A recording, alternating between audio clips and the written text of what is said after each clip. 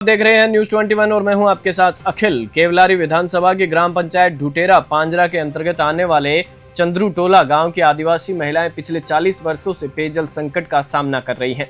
इस गांव में न तो पानी की उचित व्यवस्था है और न ही अन्य बुनियादी सुविधाएं। ग्रामीणों का जीवन अत्यधिक कठिनाइयों में गुजर रहा है। जिस उम्र में बच्चों को पढ़ाई करनी चाहिए उस उम्र में यहाँ के बच्चे साइकिल से पानी ढोने को मजबूर हैं।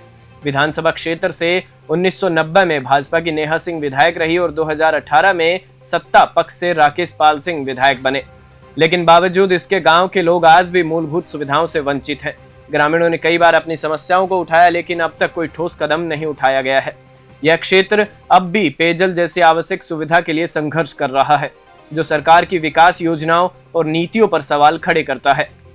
ग्रामीणों को उम्मीद है कि जल्द ही उनकी समस्याओं का समाधान किया जाएगा और उन्हें पानी जैसी बुनियादी सुविधा उपलब्ध होगी। इस खबर पर ज्यादा जानकारी के लिए हमारे संवाददाता आकाश नामदेव हमारे साथ जुड़ चुके हैं।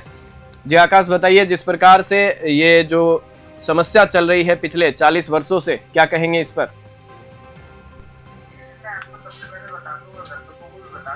40 वर्षों से नल जल योजना का लाभ यहाँ के ग्रामीणों को नहीं मिल पाया है जी। और लगातार अफसरों की बात करें, अधिकारियों की बात करें तो ग्रामीण इस पूरे मामले पर जो है अखिल जानकारी दे रहे हैं, आवेदन निवेदन कर रहे हैं, लेकिन उसके बाद भी ना ही तो यहाँ के जनप्रतिनिधि जाग रहे हैं और ना ही तो अधिकारी। अखिल, मैं आपको और बता दूं कि भाजपा की जिस तरह भाजपा की सत्ता और सत्ता के बाद बूंद बूंद पानी के लिए ग्रामीण परेशान हैं जी। लगातार 1 किलोमीटर का सफर कर ग्रामीण पानी लाने को मजबूर हैं जी। और जिस तरह से शासन की योजनाओं की बात करें तो नल जल योजना सुचारू रूप से चालू तो कर ली जाती है, योजनाएं बनाई जाती हैं, लेकिन इस चंद्रू टोला ग्राम में सिर्फ और सिर्फ कागजों में ही नल जल योजना संचालित की जा रही है। तो वर्तमान की स्थिति अगर देखी जाए अखिल, तो कहीं ना कहीं ग्रामीण बूंद बूंद पानी पीने के लिए और लाने के लिए मजबूर हैं जी। और जिस प्रकार से आकाश बात यहाँ बच्चों की भी आई है, तो बच्चे हैं वो अपनी पढ़ाई छोड़कर पानी ढोने का, पानी लाने का, क्योंकि पानी एक बुनियादी सुविधा है जो प्रतिदिन चाहिए, उसके लिए बच्चे भी मशक्कत करते हुए हम विजुअल में देख पा रहे हैं। महिलाएं हैं वो साइकिल पर पानी ढोने को मजबूर हैं। आखिरकार जो वहाँ के जनप्रतिनिधि हैं, विधायक हैं, वो इस पर जो शिकायत है यहाँ की, उस पर सुनवाई क्यों नहीं कर रहे हैं? इनकी समस्या का समाधान क्यों नहीं कर रहे हैं अब तक?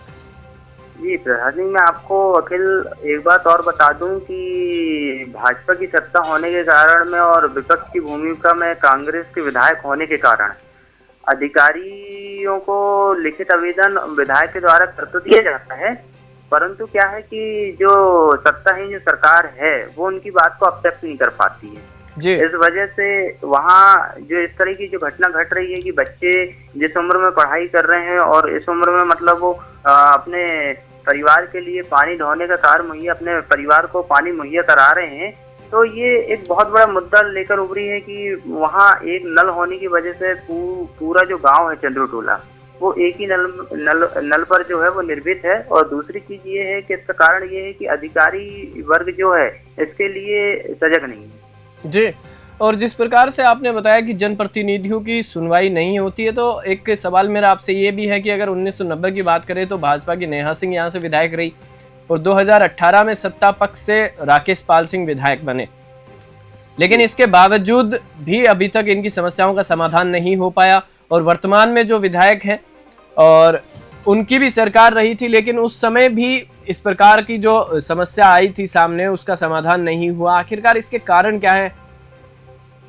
जी, मैं एक बार और आपको अवगत करा दूं कि वर्तमान में जो कांग्रेस विधायक हैं 2018 में वह विधायक नहीं थे। 2018 में भाजपा की सरकार होते हुए राकेश पाल जी जो थे वो भाजपा से विधायक भी थे, निर्वाचित थे 2018 में, और भाजपा की सरकार भी थी, भाजपा के विधायक थे, तो भी विकास नहीं हुआ। और चंद्रू टोला में जो कुछ भी विकास है, अगर एक हैंडपंप भी है तो वह कांग्रेस की देन है, कांग्रेस के विधायक के रहते हुए है। और वहाँ जो भी बुनियादी सुविधाएं हैं वह रजनीश सिंह ठाकुर के द्वारा ही की गई है जी। और मैं आपसे एक आखिरी सवाल ये भी जानना चाहूंगा नामदेव, कि जिस प्रकार से जो समस्याएं सामने आ रही हैं, इसको लेकर ग्रामीणों का क्या कहना है? ग्रामीणों का तो यही कहना है कि अगर जल्द से जल्द अगर उनकी समस्या का अगर निराकरण नहीं होता है तो वह अनशन में बैठेंगे जी, क्योंकि गर्मी में, ग्रीष्म ऋतु के समय में उन्हें एक भारी दिक्कत का बूंद बूंद पानी के लिए तरसना पड़ता है और 1 किलोमीटर दूर आना जाना पड़ता है जी। इस वजह से वह काफी अभी पहले से ही चिंतित समझ में आ रहे हैं कि अभी ये हाल है मतलब गाय 10 से 15 लीटर दूध दे देती है, तो वहाँ के हैंडपंप जो है वो 10-15 लीटर ही पानी उनको मिल पाता है। तो फिर गर्मी में तो उन्हें दर भटकना पड़ेगा। जी बिल्कुल। और इस तो खबर पर जी जारी रखिए।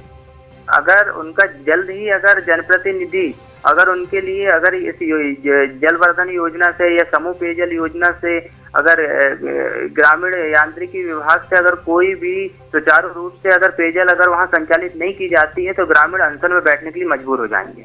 जी चलिए, इस खबर पर जानकारी जो आपने उपलब्ध करवाई उसके लिए आपका बहुत बहुत धन्यवाद।